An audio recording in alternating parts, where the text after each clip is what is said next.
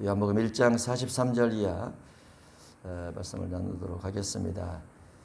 지난주에 이어서 제자라는 제목으로 정해서 말씀을 나눕니다. 제자는 직분이 제자가 아니고 직임이 제자가 아니고 스승이 하는 일, 스승이 하는 생각, 스승이 하는 마음, 그를 이어받는 것이 참된 제자다 그랬죠. 예수님의 12제자는 예수라는 분의 제자다 이게 아니고 예수님이 하는 일을 이어받는 겁니다. 그게 제자가 되는 거죠. 예수님은 어떠한 일을 했나? 예수님은 어떠한 성품을 가지고 계셨나? 예수님은 어떠한 능력을 가지고 계셨나? 예수님은 하나님을 어떻게 대하셨나? 예수님은 어떻게 인생을 사셨나? 이런 부분도 물려받는 게 제자가 되는 겁니다. 그래서 우리가 성도지만 주님을 믿고 따라가는 제자들을 또 다 해야 되죠. 제자는 주님을 닮아가는 겁니다. 그게 이제 그리스도인이 되는 거죠. 교회를 다닌다. 이거는 뭐 별 의미가 없습니다. 물론 우상보다도 안 다니는 것보다 훨씬 낫긴 한데, 훨씬 낫긴 하죠. 그리고 제자로 가는 그 과정이기도 하고, 전도를 위해서 예수 믿으세요. 예수 믿고 교회 다녀요. 교회 다니는데 도대체 교회를 다니는데 믿음이 생기지 않는다. 그건 이제 아직 그 성도가 안 된 겁니다. 성도라는 의미는 거룩한 무리 속에 내가 들어가 있다. 그래서 거룩한 무리 속에 들어가 있는 나도 거룩해졌다. 거룩해진 것이 성도입니다. 다만 이제 거룩이 무엇이냐라고 했을 때 예수 믿는 것이 거룩이다라는 관점이 하나가 있고 예수님께서 말씀하신 대로 살아보니까 거룩이다라는 부분이 하나가 있습니다. 예수님 말씀대로 살아가는 것을 우리가 알기 위해서 예배를 드리면서 말씀을 듣는 거죠. 말씀대로 사는 것은 뭐 어렵지 않습니다. 어떤 분이 강의를 해놓은 거 보니까 율법에 대해서 모세 율법은 여러 가지가 있는데 조목조목은 하지 않고 큰 관점에서 율법은 이런 것이다 이렇게 이야기하는데 율법은 절대 어렵지 않죠. 왜냐하면 십계명 율법이잖아요. 이웃사랑 율법입니다. 우리가 화요일날 목요일날 오신 어르신이나 독자들에게 뭔가 음식을 주면 그게 이웃사랑이에요. 그게 율법을 지키는 겁니다. 얼마나 쉽습니까? 율법을 지킨다는 것이. 나를 비판하지 않고 판단하지 않는 것도 율법을 지키는 거죠. 로마서 2장에 비판하지 마라. 이거 율법을 지키고 있는 거예요. 마태복음 7장 1절에 비판하지 말라. 그것도 지키고 있는 거고. 그러면 이제 좀 더 율법을 세밀하게 들어가면 마음에 낙심이 있느냐, 절망이 있느냐. 그러면 율법을 지키라. 예, 어떻게 지키는 겁니까? 기도해서 낙심, 절망이 희망과 꿈이 되게 만들면 그 율법을 지키는 거예요. 그게 갈라디아서 5장 16절 이하 법으로 가는 겁니다. 로마서 8장 1절 이하의 법을 지키는 거예요. 그러면 이제 힘이 안 나다고 말이죠. 왜냐하면 여러 가지 스트레스 받는 말들을 들으면 힘이 안 나요. 사람은 살아가면서 자기 주변에 개인 주변이죠. 자기 개인의 주변에 끊임없이 여러 가지 일들이 생겨요. 그렇게 한 번도 안 생기고 왔다? 없습니다. 없어요. 근데 그런 일이 생기면 왜 이렇게 나만 힘든가? 이 생각이 든단 말이죠. 나만 힘든가? 아니요. 100명이 다 힘든 거예요. 1000명이 있으면 1000명이 다 힘든 겁니다. 10,000명이 있으면 10,000명이 또 힘들어요. 10,000명이. 왜냐면 인생은 티끌에서 나서 티끌처럼 살아요. 티끌은 풀과 같죠. 바람이 불면 이리 흔들리고 물방울 떨어지면 한테 툭 맞아가지고 뚝 쓰러졌다가 햇빛 쬐면 또 발딱 일어나서 가는 그런 풀잎이잖아요. 그 사람은 끊임없이 굉장히 많은 일들을 만납니다. 그리고 이제 그런 많은 일들을 만나서 결국은 이제 나이가 들어가서 나중에 죽지 않습니까? 죽을 때는 이제 그 많은 만난 것들도 다 놓고 봐야 돼요. 다 놓고. 근데 어느 사람은 열심히 뭔가 살긴 살았는데 심판을 지옥에 가 있는 거죠. 지옥에. 어느 사람은 낙원에 가 있고 그거 알 수가 없어요. 어느 쪽으로 갈지는 모릅니다. 뚜껑을 열어봐야 돼요. 영혼의 상태가 어떠함에 따라서 운명의 결정이 됩니다. 최종 결정은. 믿음의 결국은 영혼의 구원을 받는 거지 육의 구원이 아니란 말이죠. 육의 구원은 구약에는 육의 구원입니다. 구약은. 그래서 구약의 믿음의 사람들 대부분 부자입니다. 구약의 사람들은 부자예요. 부자고 권력을 쥐고 왕들 다 하나님의 사람들입니다. 권력을 쥐고 지식과 지혜를 전무후무하게 책을 얻고 구약의 사람이죠.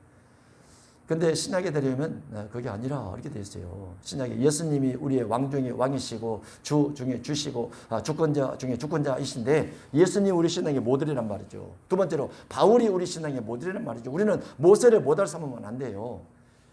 여호수아를 모델 삼아도 안 됩니다. 그 형은 구약 사람이에요. 모세 마음속에는 모세 율법만 쫙 들어있어요. 출애굽기 19장, 출애굽기 20장, 십계명, 출애굽기 21장 법규 율례, 출애굽기 24장 언약을 제결하라, 출애굽기 25장 이것만 쫙 들었단 말이에요. 모세 속에는.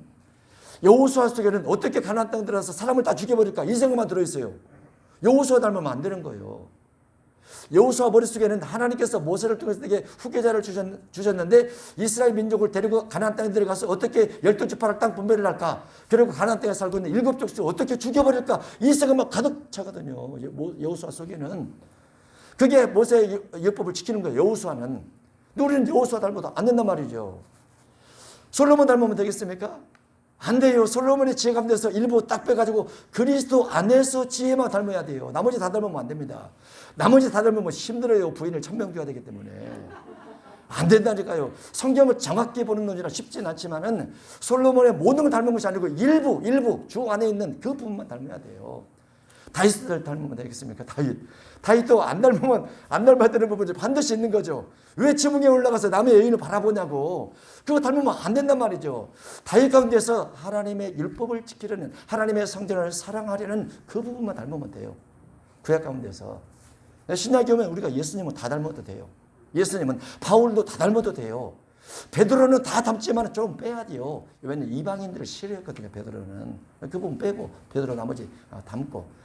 사도 요한은 많은 걸 닮아서 됩니다. 사도 요한은. 왜냐하면 사도 요한은 사랑이 너무나 많은 제자였어요.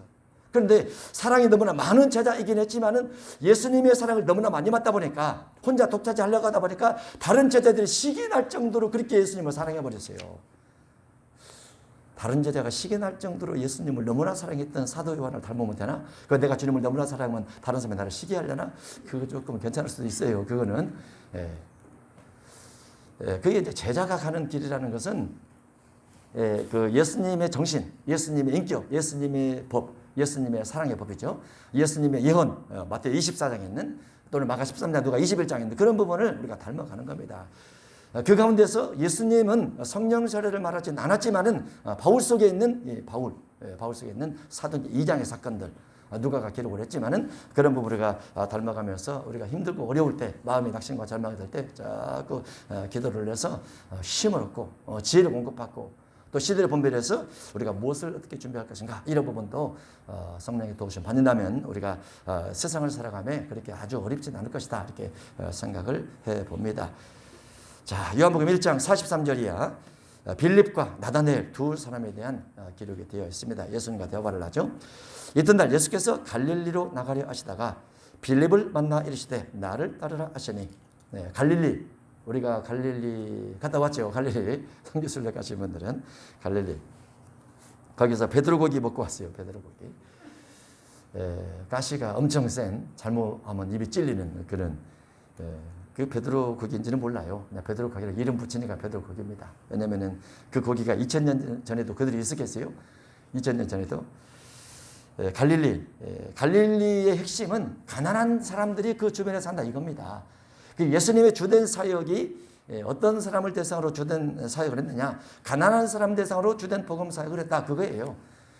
예수님이 엘리트 대상으로 복음 사역을 한 적은 없습니다. 별로 없어요. 그래서 예수님의 제자 가운데는 그 엘리트가 있긴 있어요. 바울의 제자 가운데서도 헤롯의 동생이 있습니다. 헤롯의 동생이. 그런데 예수님의 주된 복음의 사역은 항상 갈릴리 바다 중심에서 사역을 하고, 예수님의 제자들 또한 갈릴리 바다 중심에서 근근히 살아가는 그들을 대상으로 제자를 삼았어요. 어떻게 보면은 말씀을 제대로 이해를 하지 못한 제자들이었다, 이렇게 볼 수 있죠. 말씀을 제대로 이해하지 못했다. 왜냐면은 학문적인 업적이 별로 없으니까 그들은. 그런데 그들이 하나님의 성령을 받고 나서 성령의 임재, 성령의 충만을 받고 나니까 학문적 업적은 없었는데 성경만큼은 대단했다. 성경만큼은. 성경, 예수님께서 3년 동안 말씀하신 말씀에 대한 깨달음과 말씀에 대한 이해력은 대단했다 볼 수 있어요. 어느 이유로? 성령 받은 후로. 성령 받기 전에는 이해가 안 됐어요. 물론 학문도 없었지만은 성령 받기 전에 왜 이해가 안 됐느냐? 예수님은 동문서답형의 대답을 잘 하셨습니다. 그래서 이해가 안 됐어요. 근데 성령 받은 다음에 이해가 잘 됐습니다. 왜 성령 받으면 이해가 잘 되는가? 성령은 진리의 영이라, 이렇게 되어 있어요. 성령은 진리의 영이라. 그래서 성경은 우리 힘과 우리의 노력으로 막 연구를 해서 어디 학위를 받아서 어디 대학 가서 연구를 해서 봤더니 그 학교에서 이렇게 가르치니까 나는 거기서 조금 더 벗어나서 이렇게 논문을 써야 되겠다. 그거 아니에요. 그거 아니에요. 만약에 그렇게 했다면 예수님께서 공생하실 때 사울이 그 시대에 같은 시대의 사람이거든. 사울이라는 사람이 나중에 변화돼서 바울이 됐지만은 그 사울이라는 사람 딱 불러다가 야 사울아, 내가 너를 이렇게 알려줄게 하고 알려줬을 거예요. 그런데 사울이라는 사람은 자기가 가지고 있는 지식이 최고, 학문이 최고임에도 불구하고 예수님께서 그를 만나주지 않았어요. 이 성경에 난해합니다. 성경은 사람의 연구로 알아지는 것이 아니라는 거. 사도행전 2장에 있는 성령을 받은 다음에야 예수님의 제자들의 성경 깨닫고 깨달은 성경 가지고 전파하기 시작했던 것이죠. 그래서 성령을 전적으로 의지해서 성경을 연구치 하냐면 안 되는 거죠. 안 되는 거예요. 저도 끊임없이 성경에 대해서 도전하고 또 도전합니다. 그러니까 이제 어느 정도 지금은 교만해가지고 그 마태복음 그냥 이렇게 암송을 하면서 그 뜻을 원래 이걸 사람들은 다 이렇게 말하는데 문맥에서는 주님이 이렇게 깨달음을 줬지 하고 이제 점검을 해요. 그래서 암송을 하죠. 마태 1장 계보, 약속의 계보, 육체의 자손 약속의 계보 하면서 2장 돈반바사 진리의 왕을 찾아봤지, 3장 세례 요한이 설교를 냈지, 누가복음에서 4가지 설교를 냈지, 4장 그리스도가 시험 받았지, 그리스도인지 마귀의 시험 받았는데 3가지 시험 받았지, 육신의 정욕, 안목의 정욕, 이생의 자랑 하면서 점검을 합니다. 근데 그 부분에 대해서 하나님, 제가 마태 1장에서 마태 28장까지 자막을 내면서 내용을 이렇게 암송하면서 하나님 앞에 이거 아닌 것 같습니다라고 막 질문을 던지면 주님께 막 대답을 해주세요. 근데 요즘 그런 질문이 적어졌어요. 제가 새로운 깨달음이 좀 적어진 거죠. 새로운 깨달음이. 그러다가 어떤 분이 질문을 던졌어요. 우리 목사님 중에 한 분이 질문을 던져서 이거 보십니까? 그리고 순간 딱 막혔어요. 하나님께서 나보고 다시 연구를 하라고 하는구나. 연구는 항상 기도가 우선입니다.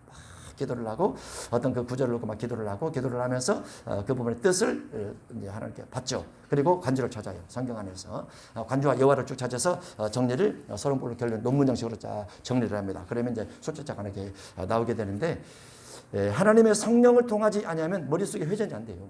다 막힙니다. 막혀서 예수님의 제자들을 갈릴리를 다니면서 제자를 선택할 때 어부를 부르고 대부분 그런 사람 부르지 않습니까? 그런데 빌립을 만나게 된 거죠. 이 빌립이 사도행전 8장으로 가면 사마리아에 들어가서 병을 고치고 귀신을 내쫓고 많은 이적과 기적을 일으키면서 그곳에 베드로와 요한을 불러들여서 성령세를 받게 했던 그 인물일 수 있어요. 그렇다고 하면 이 빌립은 대단한 사람이다. 성령 받은 후에 너무너무 대단한 사람이 되는 거죠. 이 빌립이. 그런데 이곳에서도 그런 일부의 표현이 있습니다. 예수님께서 빌립을 만나죠. 예수님께서 빌립을 향해서 나를 따르라. 그러니까 따라가 버려요. 따라가 버립니다. 그런데 이때는 예수님께서 공생의 초기란 말이죠. 예수님이 큰 사역을 많이 하지 않았을 때, 예수님의 소문이 많이 나지 않았을 때. 그런데 어떻게 예수님의 겉모습, 흠말 많은 것이 없고 아름다운 것이 없는 학자풍도 아닌 예수님께서 따르라고 하니까 즉시로 따라갈 수 있는가? 이게 대단한 겁니다. 이게 신기한 거죠. 만약에 여러분이 기도를 하다가 또는 길을 걸으면서 기도를 하다가 아무도 없는데 누군가 뒤따르듯이 하면서 이름을 다 불렀다. 그러면 그분이 주님인 줄 아세요. 주님일 수 있어요. 근데 돌아보니까 아무도 없더라. 근데 주님일 수 있어요. 요즘 어떤 분이 응답을 못 받는 분이었어요. 제가 그분을 만난 지가 20년 됐는데 20년 전에 그분이 응답이 무엇인가? 응답이 뭐예요? 그렇게 들리는 것도 있어요? 그랬던 분이었어요. 그런데 요즘에 주님이 한마디씩 한대요. 한마디씩. 그래서 그게 사실인지 아닌지 모르겠지만 주님인지 전사인지 모르겠지만 하면서 말을 해줘요. 근데 뭔가 자기가 열심히 뭔가를 하고 있는데 갑자기 어떤 생각이 딱 떠오르면서 질문을 던진대요. 이렇게. 그러면서 천사인지 아닌지 귀신인지 아닌지 주님인지 아닌지 모르지만 하면서 말을 해요. 주님이 듣기에는 나 주님인데 왜 나보고 귀신이라고 하냐? 그럴 수 있잖아요. 하나님은 영이시지만 살아계시거든요. 예수님은 부활해서 살아계시거든요. 하나님 보좌 우편에 살아계세요. 뚜벅뚜벅 걸어 다니신다니까요. 2000년 전에 부활하시고 뚜벅뚜벅 걸어서 갈릴리 해변가에서 이렇게 말씀을 주신 것처럼 똑같은 주님이 지금도 있어요. 하나님은 영이시니 그건 옛날 이야기죠. 옛날 이야기. 예수님께서 오셔서 부활하신 다음에 부활체의 육체를 가지고 있단 말이에요. 부활하신 육체를 가지고 있어요. 부활한 육체. 그래서 우리가 믿는 신은 막연한 신이 아니고 어디서 그냥 가져온 신이 아니에요. 명확하게 살아계신 분이다. 예수님께서 명확하게 아직 이름을 날리지 않았음에도 불구하고 빌립을 만나 나를 따르라. 그러니까 하고 따라갑니다. 빌립은 안드레와 베드로와 한 동네 벳세대 사람이라 신기하죠. 예수님이 우리 동네 왔으면 우리 동네 여리고 하는 사람 다 제자 뜯겼을 것 같아요. 야, 너 믿음 좋다. 비가 와도 여리고를 해? 천둥번개가 바람이 이렇게 부는데 여리고를 해? 머리가 날리고 막 그런데도 아유 해야죠. 그래 너 나를 따르라. 그러면 생각 좀 해보고요. 그럴지도 모르지만은 어쨌든 주님은 끊임없이 우리가 여리고를 하는 그 사이에도 우리 뒤에서 우리를 따라다니면서 뭔가 말씀을 하실 수도 있어요. 또 예수님은 빌립, 안드레, 베드로 한 동네 사람인데 그 동네에 사는 사람 중에 누구를 부른 거죠. 빌립이 나다나엘을 찾아 이르되 가까운 친구를 만나서 나다나엘에게 또 말을 건넵니다. 모세가 율법에 기록한 그분을 만났다. 이거 중요한 거죠. 모세가 율법에 기록한 그분을 만났다. 우리가 믿는 예수는 어떤 분인가? 그 예수님이 이 땅에 계시는 2000년 전 사건이지만은 모세가 율법에 기록했다. 율법이라는 것은 창출 레민신입니다. 모세가 기록한 율법은 창출 레민신이에요. 그걸 모세 오경이라고 합니다. 그래서 모세가 직접 기록했다라고 보통 말할 수 있는 것은 출래 민신입니다. 근데 신에 보면 신명기에 보면 모세가 죽은 후의 내용도 기록되어 있어요. 모세가 죽은 후의 내용은 누가 기록했을까요? 모세가 안 썼어요. 모세가 썼으면 귀신입니다. 그러죠? 누군가 후대에서 모세가 쓴 내용들과 더불어서 그 두 해의 내용들을 기록을 한 거죠. 그렇지만 일반적으로는 모세 율법, 모세 오경 이렇게 표현을 합니다. 그런데 그 모세 오경 속에 예수 그리스도에 대한 내용이 있어요. 그러면 그 모세는 BC 1500년 전 사람인데 예수님께서 땅에 오기 전 1500년 전에 하나님의 영광을 받아서 하나님의 감동을 받아서 앞으로 너와 같은 메시아가 올 것이다. 너와 같은 선자가 올 것이다. 너와 같은 사람이 올 것이다. 라고 기록을 해놨다라고 말이죠. 줄 23장에 기록이 됐고 신명기 18장 15절에 기록이 되어 있습니다. 이거 대단한 겁니다. 사실은. 왜냐하면 어느 한 사람이 어느 과거의 어떤 책에 기록되어서 예언 가운데 왔다. 근데 그 예언이 한두 개만 있는 것이 아니고 수십 개, 수백 개, 수천 개가 있다라고 하면 옳지 대단한 거죠. 그러면 다른 모든 사람들도 그렇게 태어나는가? 없어요. 다른 모든 사람들은 자연인입니다. 다만 이 땅에 태어나서 뭔가 유전적 형질이든 아니면 귀신의 도움을 받든 뭔가 그렇게 해서 자기 학문적 업적을 통해서 유명하게 될 수는 있어요. 그런데 예수님처럼 성경을 중심해서 BC 1500년 또는 BC 2000년 전인 아브라함을 통한 예언 이런 부분은 불가능해요. 왜냐하면 역사의 주권자가 만드는 겁니다. 역사의 주권자 당연히 하나님 한 분밖에 없고 왜냐하면 하나님께서 시계를 만들었어요. 하나님께서만 시간을 만들었어요. 하나님께서 시간을 만들어서 60, 짝깍짝깍 하면 1분이라고 하자. 1초가 60분에 가면 1분이라고 하자. 물론 이제 역사 속에는 누가 했지만은 근본적인 하나님께서 첫째 날, 둘째 날, 셋째 날, 넷째 날 하면서 저녁이 되고 아침이 되니 그 다음에 해를 만들면서 날짜와 사시와 계절과 연한을 이루라 이렇게 말씀하셨기 때문에 하나님께서 초, 분, 시, 일 그리고 주, 월, 연 이걸 만든 겁니다. 하나님께서. 그래서 역사의 주권자 하나님이시기 때문에 사람이 볼 때는 세월이 길고 역사 속에 수천 년이 있다 할지라도 하나님의 관점에서는 영원 속에서 시간이나 공간을 이렇게 바라보고 있는 거예요. 그냥. 그러니까 하나님의 손길을 피할 수가 없는 거죠. 그래서 하나님께서 모세를 통해서 BC 1500년 전에 앞으로 예수님께서 올 때를 네가 예언을 해야 되겠다 하고 글을 주신 거예요. 그렇게 생각하면 너무 쉽죠. 여러 선지자가 기록한 그 일을 만났으니 모세 율법만 기록된 것이 아니고 여러 선지자도 예수님에 대해서 기록을 했다라고 말이죠. 여러 선지자도 호세아서도 기록이 되어 있고 아모스에도 기록이 되어 있고 말라기도 기록이 되어 있고 시편에도 기록이 되어 있고 미가서도 되어 있고 예수님에 대한 예언은 굉장히 많습니다. 아주 많아요. 예수님처럼 그렇게 예언 가운데 온 사람은 없어요. 없을 수밖에 없어요. 왜냐하면 다른 신들은 역사의 주권자가 아니에요. 예수님만 그렇기 때문에 그런 거죠. 이사야 7장 14절 예수님께서 처녀로 잉태될 것이다. 처녀를 통해서 잉태될 것이다. 남자씨가 없이 남자씨를 받지 않냐고 처녀로서 잉태가 될 것이다. 그리고 잉태된 그 아이가 결국은 아들이 될 것이고 아들이 이름을 임마누엘이라 부름받게 될 것이다. 이렇게 이사야에 예언이 되어 있습니다. 그리고 또 한 가지는 8장 8절에 임마누엘이여 곧 예수님이죠. 그가 펴는 날개가 내 땅에 가득하리라 하셨느니라. 내 땅에 가득하다라는 것은 예수님께서 오심으로 예수님께서 오시기 이전에는 유대인에게만 하나님이 살아 있었고 유대인에게만 하나님의 법을 적용을 했었는데 예수님 오신 이후에 이방인에게 복음을 펴서 이방인에게 예수님의 복음의 날개를 펴서 전 세계 땅끝까지 복음을 증거하게 될 것이다. 예수님 이전에는 복음이 없어요. 유대인에게만 딱 갇혀 있습니다. 지금도 유대인들의 복음을 전하지 않습니다. 자기들의 신앙 개범한 제자 삼는 사임은 계속을 하죠. 예수님 오신 이후에 이방 복음이 시작되면서 바울이 그 중심의 사역자로 제자로 주님 앞에 쓰임 받아서 땅끝까지 복음을 증거하러 가는 과정이었죠. 로마에서 죽긴 했지만 그걸 그 제자들이 이어받아서 땅끝을 향해서 현재 가고 있는 것이고 시편 91편 12절에는 예수님께서 사탄의 시험 받는 부분이 예언되어 있습니다. 사탄의 시험. 그들이 그들의 손으로 너를 붙들어 발이 돌에 부딪히지 않게 하리로다. 사단이 예수님을 시험하면서 높은 곳에서 뛰어내리라 말을 했죠. 성경 꼭대기에서. 예수님께서 말씀을 인용해서 주의 하나님을 시험하지 말라라고 말을 합니다. 예수님께서 마귀의 시험을 받는 것도 예언이 되어 있어요. 예수님은 입으로 하는 말이라든가 사단의 시험 받는 것이라든가 병을 고치는 것이라든가 가난한 사람, 병든 사람을 찾아다니는 것이라든가 예언되지 않는 부분이 없어요.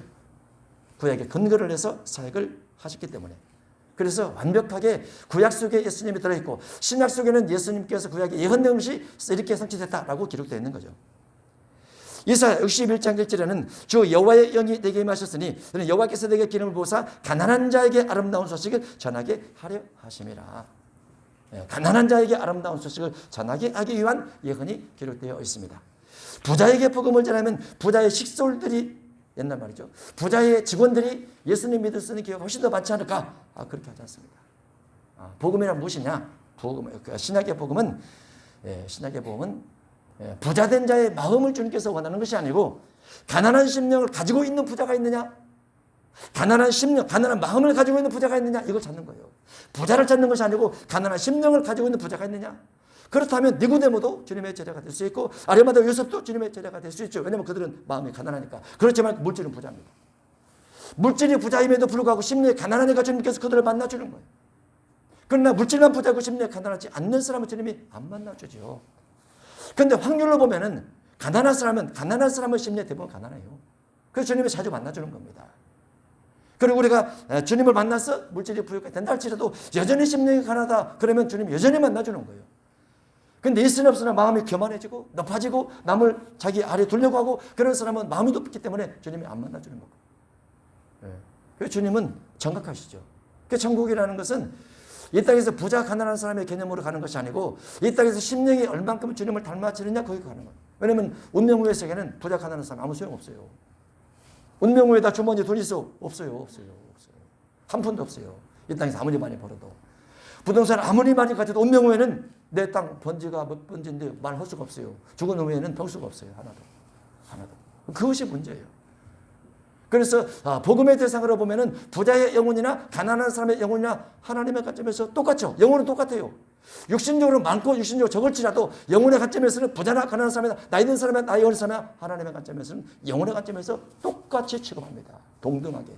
하나님은 외모로 사람을 대하지 않기 때문에 영혼만 보기 때문에. 그래서 그런 거죠. 그래서 예수님의 복음의 대상은 구약에 예언된 대로 가난한 자들이다. 성령 받아서 기름 부음 받아서 가난한 사람에게 복음을 증거한다. 이렇게 되어 있는 거죠. 그러면서 요셉의 아들 나사렛 예수니라라고 빌립이 나다나엘에게 말을 합니다.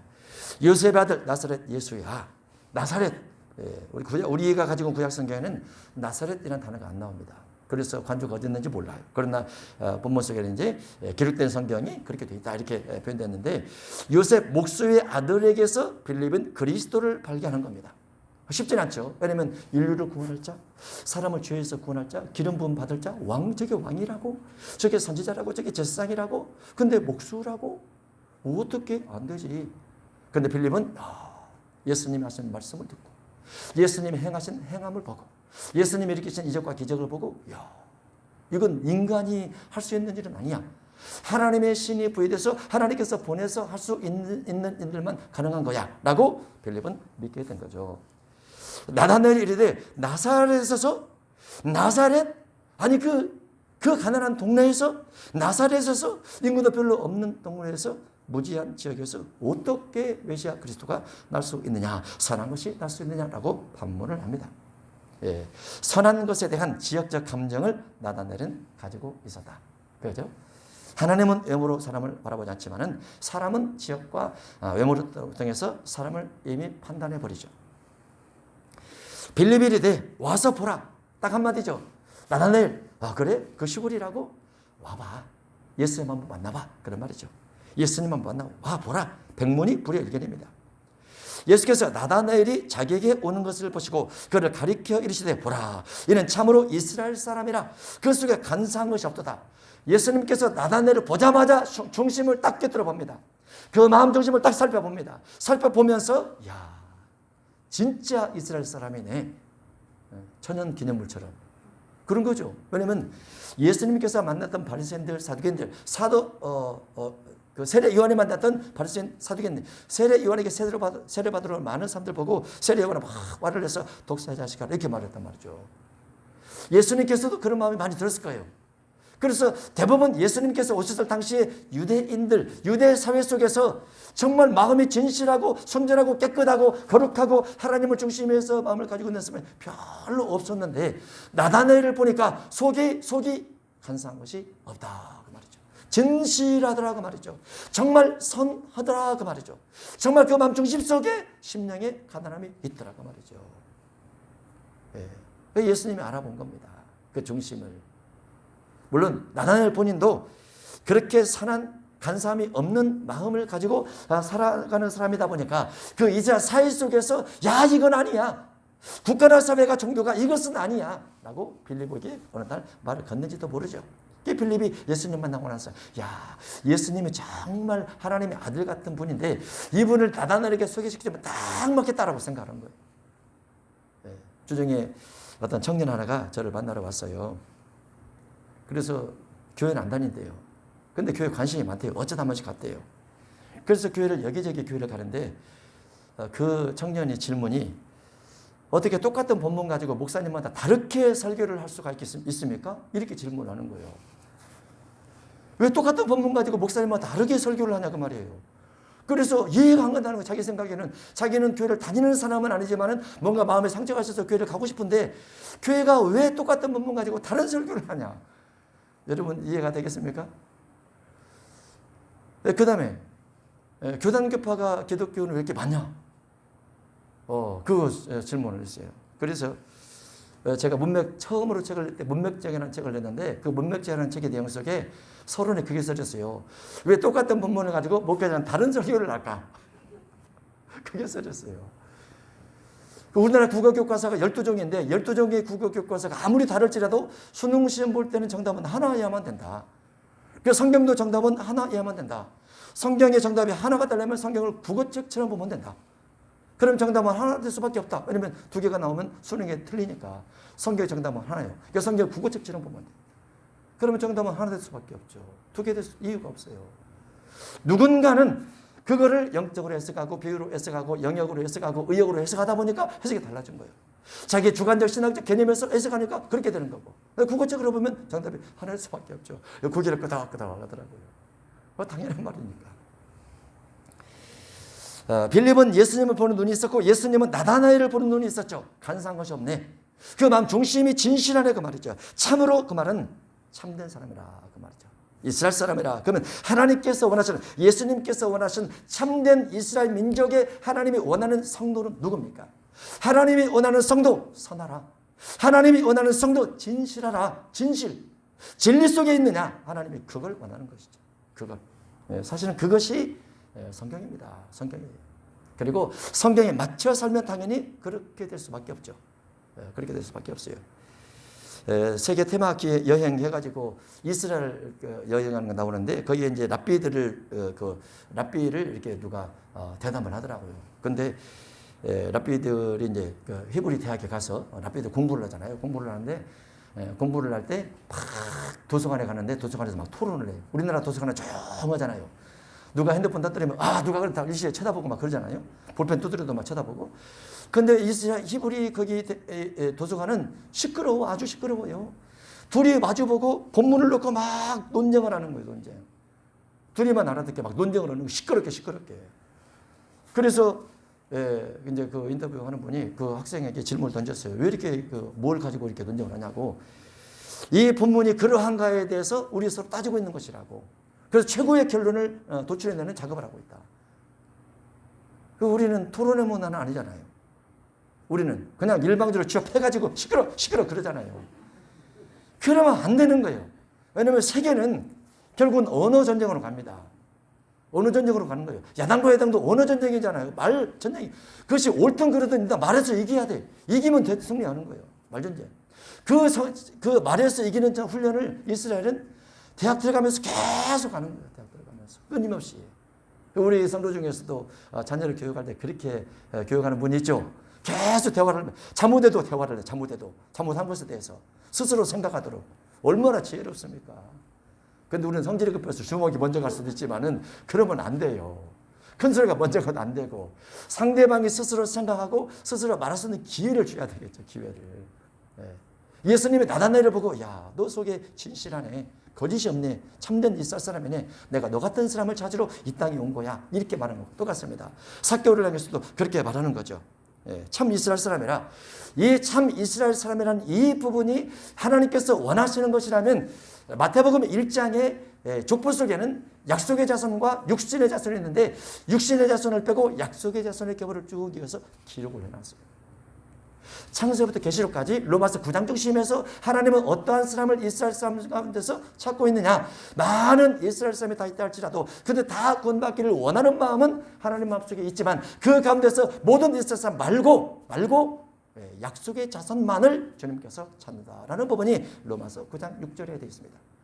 갈라디아서 3장에도 되어 있고 너무너무 중요한 부분이죠. 성경은 1600년의 역사 속에 기록이 되어 있고 전체 내용으로 보면 7000년 역사를 가지고 있지만은 그 전체가 두 가지 흐름으로 됐는데 하나는 육체 사람의 흐름들, 육체 사람의 일들에 대한 기록이 쭉 되어 있고 하나는 약속의 사람들의 일들이 쭉 되어 있어요. 저는 처음에 하나님이 그걸 로마서 9장에서 발견케 하신다면 얼마나 박수를 혼자 쳤는지가 몰라요. 야, 신기하다. 이 짧은 성경 속에 이 두 가지 흐름이 있다니 그것이 선악의 흐름과 같죠. 의와 불의의 흐름과도 같고 그게 선악과예요. 선악과. 그래서 예수님께서 나다나엘을 만나고 야, 너 진짜 아니야 그 말이죠. 너 진짜 선도다. 너 진짜 바리새인도 사두개인도 학자도 제사장도 레위인도 아니지만 너 진짜다 그 말이죠. 이 속에 우리가 들어가 있어야 됩니다. 나다나엘이 이르되 어떻게 나를 아시나이까? 예수께서 대답하시되 빌립이 너를 부르기 전에 네가 무화과나무 아래에 있을 때 보았노라. 네가 이곳에 오기 전에 빌립을 너를 만나러 갔지. 너를 만나러 갈 때 네가 무화과나무 아래에 있었지. 그때 모습을 내가 다 봤어. 네가 5분 전에 있었던 일을 내가 다 본 거야. 네가 10분 전에 어디서 무엇을 했는지 다 본 거야. 30분 전에 어디서 무엇을 했는지 다 본 거야. 그 말이죠. 나다나엘이 왜냐하면 유대인들 같은 경우는 이런 어떤 예언성이라든가 환상을 말하게 되면 하나님께서 그에게 주셨다. 그가 하나님의 사람이다. 아니다. 하나님의 선지자이다. 하나님의 보낸 사람이 맞다라는 인식이 있어요. 왜냐하면 역사적으로 계속 예언을 그렇게 해왔기 때문에. 아브라함도 예언 갖고 이삭도 예언 갖고 야곱도 예언 갖고 모세도 예언 갖고 여호수아도 예언 갖고 이사야, 에레미야, 에스겔, 다니엘 다 예언 가지 않습니까? 민족 자체의 역사 속에 예언을 했던 선지자들이 있었는데 그와 같은 예언 선지자들은 하나님께서 보내신 사람이라는 인식이 있으니까 예수님께서 나다나엘을 보고 너 진짜네라고 말하니까 그리고 뭐가 나무 있을 때 봤다라고 말하니까 거기서 자기 고백을 하게 되는 겁니다. 나다나엘이 대답하되 라삐요 나세렛 사람이라고 하다가 바꾸는 거죠. 선생님 바꾸는 겁니다. 라삐요 당신은 하나님의 아들이시오. 여기서 이 나다나엘이 예수님을 향해서 선지자입니다. 이렇게 말할 수 있는데 하나님의 아들이라는 고백이 나와버립니다. 당신 대단한 사람이다. 대단한 사람입니다. 선지자입니다. 은사가 좀 있습니다. 이렇게 말을 할 수도 있는데 그런 표현을 쓰지 않고 하나님의 아들이라고 고백을 해버려요. 베드로가 마태 16장 16절에서 예수님 보고 주님은 그리스도시요 살아계신 하나님의 아들입니다라고 말한 것은 아버지께서 그에 감동 준 것처럼 근데 베드로도 그때 예수님은 선지자이십니다. 이렇게 말할 수도 있잖아요. 하나님의 아들이라 하나님이다 표현을 하는 거죠. 당신은 하나님의 아들입니다. 대단한 표현입니다. 우리는 하나님의 자녀예요. 예수 그리스도를 통해서 하나님의 자녀가 됐어요. 우리는 마귀 자녀가 아닙니다. 그래서 마귀가 즐겨하는 일과 마귀를 따라가면 안 돼요. 마귀가 하는 세상 일들 따라가면 안 돼요. 그러면 우리의 주인 되신 주님께서 싫어하세요. 그리고 우리는 주님의 자녀이기 때문에 주님의 뒤를 따라가야 되죠. 당신은 하나님의 아들이요. 당신은 이스라엘의 임금이로소이다. 임금까지 임금. 나다나엘이 예수님을 향해서 임금이라고 말한 표현 속에는 지금 우리나라 임금이 헤롯이고 빌라도고 가이사 로마의 황제가 가이사인데 그런 부분의 임금이라고 말하는 건 아니에요. 정치적으로 말하는 건 아닙니다. 경제적으로 말하는 것도 아닙니다. 문화적, 종교적으로 말하는 것도 아니에요. 예수님은 자신이 선한 인생을 살아왔고 선한 것을 예수님께서 알아봐 주셨고 자신이 어떤 일을 하고 있는 걸 알아봐 주신 그 예수님을 해서 예수님께서 이스라엘 왕이라는 것은 예수님은 진리 왕이다. 선함의 왕이다. 의로운 왕이다. 이런 표현이 이 속에 들어있는 겁니다. 문맥으로 하면. 그래서 우리가 신앙의 핵심 속에 우리의 신, 우리의 왕, 우리의 임금이 예수님이란 말이죠. 그 예수님이 중심되는 건 진리라고 말해요. 진리. 진리는 성경밖에 없는 거고. 성경을 어떻게 풀어가는 것이 다 비유로 풀고 뭐 여러 가지가 있긴 하지만은 그냥 성경을 그대로 놔두라. 그대로 놔두고 있는 그대로 보자. 있는 그대로. 그러면은 문맥적 관점에서 나다넬이 예수님을 향해서 이스라엘 임금이다라고 말했을 때 정치적 왕은 아니더라고 말이죠. 그 진리 왕이죠. 진리. 그래서 나다넬도 그런 고백을 할 수 있었고 예수님도 그런 고백을 들을 수 있는 자격이 있는 분이시죠. 예수께서 대답하시되 내가 너를 무화과나무 아래에서 보았다 함으로 믿느냐. 이보다 더 큰 일을 보리라. 그러면 이제 나다넬이 그 더 큰 일을 보게 되면 믿음이 더 강력해지겠죠. 메시아가 맞구나. 그리스도가 맞구나. 내가 그분을 위해서 목숨 버려도 절대 아깝지 않네. 그분께서 말씀하신 모든 말씀을 따라 살아가야지. 그분께서 어떻게 무엇을 가지고 말씀하셨을까? 그분의 인격은 무엇이고 그분이 지향하는 목표는 무엇일까? 나도 주님을 따라서 그렇게 가야지. 그렇게 되겠죠. 그리고 예수님 말씀하십니다. 또 이르시되 진실로 진실로 너희에게 이르노니 하늘이 열리고 하나님의 사자들이 인자 위에 오르락 내리락 하는 것을 볼 것이다. 지금은 네가 무화과나무 아래에 있다는 걸 말함으로 네가 나를 믿지만은 앞으로 내가 너와 같이 앞으로 내가 공생애를 하면서 하늘이 열려서 하나님의 사자가 내 머리 위에 오르락 내려가는 것을 보게 되면 네가 나를 향한 믿음을 훨씬 더 강력하게 갖게 될 것이다 그 말이죠. 그래서 기독교 신앙은 단순한 논리나 지식이 아니고 체험입니다. 내가 만난 예수가 있어야 돼. 내가 만난 예수. 내가 만난 예수를 경험하려면 반드시 기도가 있어야 됩니다. 작전 기도 같은 경우는 내가 마음을 다하고 몸을 다하고 해서 시간을 정해서 기도하는 거죠. 그러면 그런 때 하나님을 만날 수 있는 기회가 될 수도 있어요. 우리가 여리고를 교회에서도 하고 또 집에서도 하고 아파트에서도 하고 동네에서도 하잖아요. 우리 안수 집사님은 동네에서 여리고를 하고 했다는 걸 제가 들었어요. 동네에서. 못 오시면 그 동네에서 하는 거예요. 또 제가 아는 어떤 목사님은 아파트 한 동을 가지고 하는데 다리가 좀 저려요. 힘들어요. 그래도 한 바퀴 돌고 나면 그 운동했다 하는 기분하고 기도했다는 부분 때문에 마음이 좋대요. 그럼 이제 7바퀴 도는 거죠.